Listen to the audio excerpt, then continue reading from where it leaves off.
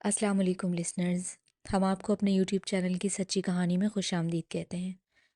کہانی شروع کرنے سے پہلے اگر آپ ہمارے چینل پر نئے ہیں تو ہمارے چینل کو سبسکرائب کیجیے۔ کہانی پسند آئے تو لائک اور شیئر بھی ضرور کیجیے۔ میں جب سے اس نئے اپارٹمنٹ میں شفٹ ہوئی تھی، عجیب سے واقعات رونما ہو رہے تھے۔ ہمارا فلیٹ اپارٹمنٹ کی آخری یعنی چوتھی منزل پر تھا۔ روز شام ہوتے ہی ہمارا فلیٹ نت نئے پھولوں کی خوشبوؤں سے مہک جاتا اور اکثر آدھی رات کو پورے فلیٹ میں عطر کی اتنی تیز خوشبو پھیل جاتی کہ ہماری آنکھ کھل جاتی۔ میرے شوہر تو کبھی ان باتوں پر زیادہ دھیان نہیں دیتے تھے، البتہ مجھے یقین ہونے لگا تھا کہ ضرور کوئی نہ کوئی خاص بات ہے، یہ خوشبو وغیرہ کا سلسلہ محض اتفاق تو نہیں ہو سکتا۔ ہمارا گھرانہ کچھ عرصے پہلے تک کافی خوشحال تھا۔ ہم لوگ گلشن اقبال میں اپنے ایک چھوٹے مگر نہایت خوبصورت گھر میں اپنے 2 بچوں کے ساتھ بہت ہی آسودہ زندگی گزار رہے تھے، مگر پھر گزشتہ 2-3 سال میں رفتہ رفتہ ہمارے کاروباری حالات نے ایسا پلٹا کھایا تھا کہ ہم اپنا گھر چھوڑ کر فیڈرل بی ایریا کے علاقے کریم آباد میں سکونت اختیار کرنے پر مجبور ہو گئے تھے۔ یہاں زیادہ تر فلیٹس ہی تھے جو کہ ہماری رینج میں آتے تھے۔ متوسط طبقے کے زیادہ تر لوگ فلیٹس میں ہی رہتے ہیں۔ شروع میں ہمیں یہاں ایڈجسٹ ہونے میں مسئلہ ضرور ہوا تھا، مگر پھر آہستہ آہستہ ہم یہاں کے ماحول میں رچ بس گئے تھے۔ جب ہمارے بہت اچھے دن تھے اس وقت زیب بزنس کیا کرتے تھے، لیکن پھر ہوا یوں کہ زیب ان کے پارٹنر نے ایسا چونا لگایا تھا کہ وہ بزنس چھوڑ کر نوکری کرنے لگے تھے۔ یوں ہماری زندگی گزر بسر پہلے کی طرح بہت اچھی نہ سہی لیکن ٹھیک ٹھاک ہو رہی تھی۔ اس اپارٹمنٹ کی ایک بات بہت ہی اچھی تھی کہ یہاں لوگ ایک دوسرے کا بڑا خیال کرتے تھے۔ ہر خوشی، غم اور تہوار پر ایک دوسرے کو ضرور یاد رکھتے تھے۔ یوں میرا بھی آس پڑوس میں آنا جانا، دوسرے فلورز کے فلیٹس میں بھی آنا جانا ہو گیا تھا۔ جیسے کہ میں نے اس کہانی کے آغاز میں بتایا کہ ہمارا فلیٹ اپارٹمنٹ کی آخری منزل پر تھا۔ اس کے بعد چھت تھی جس کی چابی ہمارے پاس تھی۔ اس اپارٹمنٹ کے ہر زینے پر 2 فلیٹ تھے۔ ہمارے فلیٹ کے ساتھ والے فلیٹ میں ایک انکل اور آنٹی رہتے تھے۔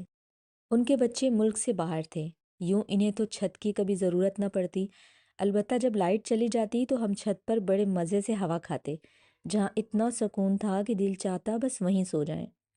ان دنوں میں کبھی کبھار وقت یا موقع ملنے پر قریبی ایک پارک میں واک کر لیا کرتی تھی۔ ایک دن ہم چھت پر موجود تھے تو مجھے اچانک ہی یہ خیال آیا کہ کیوں نہ میں روز رات کو کچھ دیر اس چھت پر ہی واک کر لیا کروں۔ ویسے بھی شہر کے حالات ایسے تھے کہ واک کے لیے پارک تک جانا مناسب نظر نہیں آتا تھا، سو اس طرح میں نے چھت پر واک کرنا شروع کر دی تھی۔ کراچی میں لوڈ شیڈنگ اپنے عروج پر تھی اور لائٹ جانے کے اوقات بار بار تبدیل ہوتے رہتے تھے۔ میرے لیے چھت پر واک کا مناسب وقت مغرب اور عشاء کے درمیان یعنی مغرب کے فوراً بعد کا تھا۔ ابھی مجھے چھت پر واک کرتے ہوئے تیسرا دن تھا کہ اچانک مجھے وہی پھولوں کی خاص خوشبو چھت پر بھی محسوس ہوئی، اور یہ خوشبو تو اس قدر تیز تھی کہ ایک لمحے کو میرا سر چکرا گیا۔ خیر، اس روز کے بعد مجھے یہ خوشبو چھت پر واک کے دوران روزانہ ہی محسوس ہونے لگی تھی۔ میں روزانہ تقریباً آدھا گھنٹہ چھت پر واک کرتی اور پھر جب میں نیچے فلیٹ میں آتی تو پسینے کے باوجود مجھ میں پھولوں کی وہی خوشبو رچی بسی ہوتی۔ ایک دن حسب معمول میں واک کر رہی تھی کہ اچانک مجھے لگا کوئی بڑا ہی مزیدار حلوہ بنا رہا ہو۔ پہلے تو خیال آیا فلیٹوں میں اکثر ایک دوسرے کے کچن سے کھانے کی خوشبو آتی رہتی ہے، مگر یہ خوشبو تو ایسی تھی جیسے کوئی میرے پاس چھت پر ہی حلوہ بنا رہا ہو۔ اچانک ہی میرے دل میں یہ خیال آیا تھا کہ جو بھی کوئی ایسا مزیدار حلوہ بنا رہا ہے وہ تھوڑا سا مجھے بھی بھجوا دے۔ نہ جانے کیوں اس حلوے کی خوشبو سے میرا دل للچا رہا تھا۔ میں واک سے فارغ ہو کر نیچے فلیٹ میں آئی تو میرے شوہر نے بتایا کہ کوئی بچہ یہ ٹرے دے کر گیا ہے کہ باجی کو دے دیجیے گا۔ میں نے اس ڈھکی ہوئی ٹرے کو کھول کر دیکھا تو بھاپ اڑاتا ہوا حلوہ اسی خوشبو کے ساتھ میری آنکھوں کے سامنے موجود تھا۔ یقین جانیے کہ وہ حلوہ اس قدر لذیذ تھا کہ میں نے اپنی زندگی میں کبھی ایسا حلوہ نہیں کھایا تھا۔ زیب سے جب میں نے چھت پر حلوے کی خوشبو والی بات کا ذکر کیا تو وہ پھر میرا مذاق اڑانے لگے۔ بے وقوف وہمی عورت، ارے آس پڑوس میں کتنے فلیٹ اور دوسرے بلاک ہیں، کسی کے گھر پہ بھی نیاز آ گئی ہوگی، تم بس آم کھاؤ پیڑ نہ گنو۔ کیا آپ میری اس بات پر یقین کریں گے کہ اس کے بعد اکثر ایسا ہوتا کہ میں صرف کھانے کا نہیں، جس چیز کی بھی خواہش کرتی وہ کسی نہ کسی صورت پوری ہو جاتی۔ مجھے اکثر ایسا لگتا کہ مختلف لذیذ ترین کھانوں کی خوشبوئیں میرے لیے صرف مجھے ہی آ رہی ہیں، کوئی صرف میرے لیے ہی اتنا اہتمام کر رہا ہے۔ پھر وہ کھانا کسی نہ کسی طرح مجھ تک پہنچ جاتا۔ اکثر ایسا بھی ہوتا کہ میں اپنے میاں جی سے کسی خاص ڈریس کی فرمائش کرتی یا بازار میں پسند کرتی، مگر زیب کی محدود آمدنی کی وجہ سے نہ خرید سکتی، تو پھر وہ ڈریس کسی نہ کسی طرف سے مجھے تحفے کی صورت میں مل جاتا۔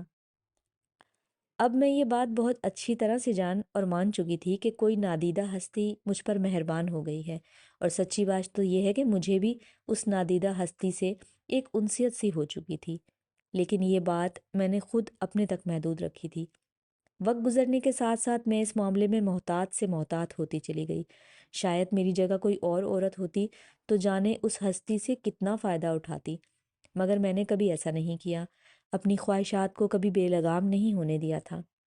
بہت سوچ سمجھ کر سوچتی اور بولتی تھی کہ میرے منہ سے ایسا ویسا کچھ نہ نکلے کہ کہیں پورا ہی نہ ہو جائے۔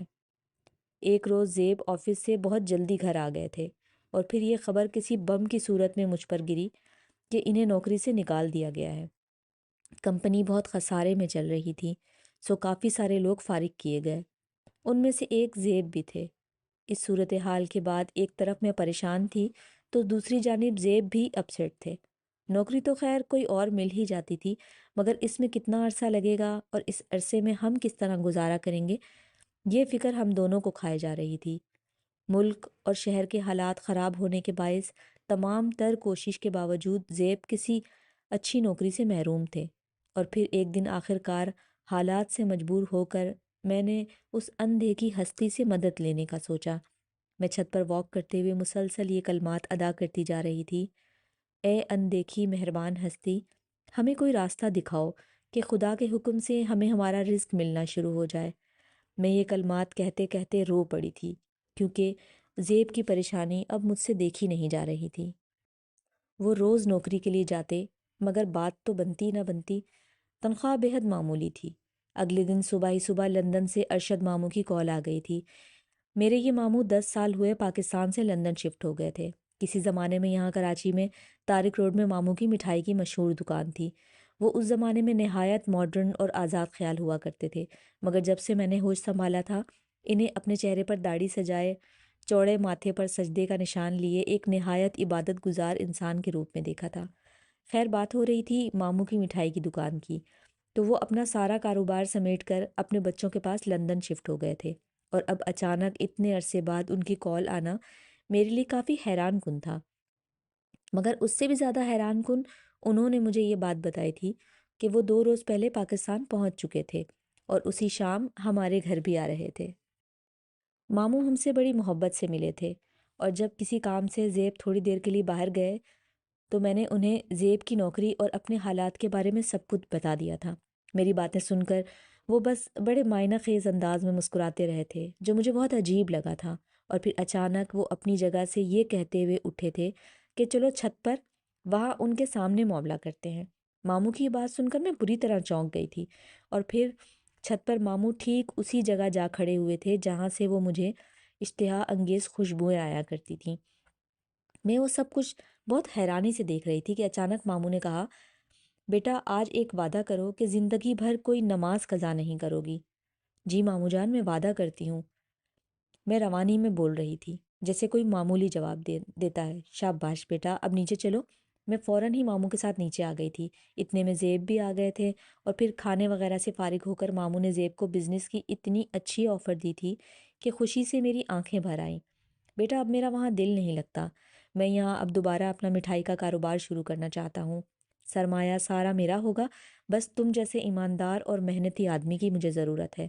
تمہاری محنت کے ساتھ جب میرا تجربہ بھی شامل ہوگا تو مجھے یقین ہے کہ میرا یہ کاروبار اب پہلے سے زیادہ عروج پر ہوگا۔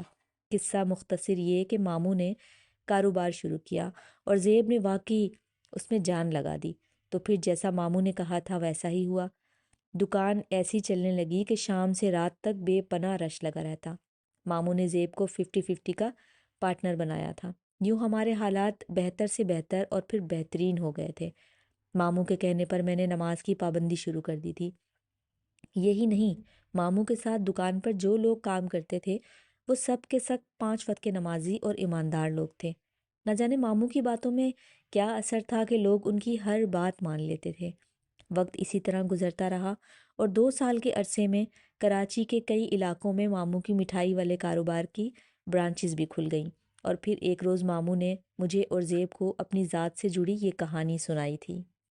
جب میں جوان تھا تو اپنی دنیا میں مست تھا۔ میری مٹھائی کی دکان بہت زبردست انداز میں چل رہی تھی، پیسے کی ریل پیل تھی، سو شوق کے نام پر بہت سی برائیوں کو گلے لگایا ہوا تھا کہ اچانک میری دکان خسارے کی طرف جانے لگی تھی۔ اس بات نے مجھے بہت پریشان کر دیا تھا۔ ایک روز میں اسی پریشانی میں دکان بند کر رہا تھا تو سفید کپڑے سے اپنا منہ ڈھانپے ایک شخص میرے پاس آیا تھا اور بولا، برخوردار، جن راستوں پر تم چل رہے ہو یہ سب تباہی کے راستے ہیں۔ یہ سب خرافات چھوڑ کر دین کا راستہ اختیار کرو، نماز قائم کرو، قرآن پاک کی تلاوت سے اپنے کاروبار کا آغاز کرو، پھر دیکھو تمہاری دکان کیسی چلتی ہے۔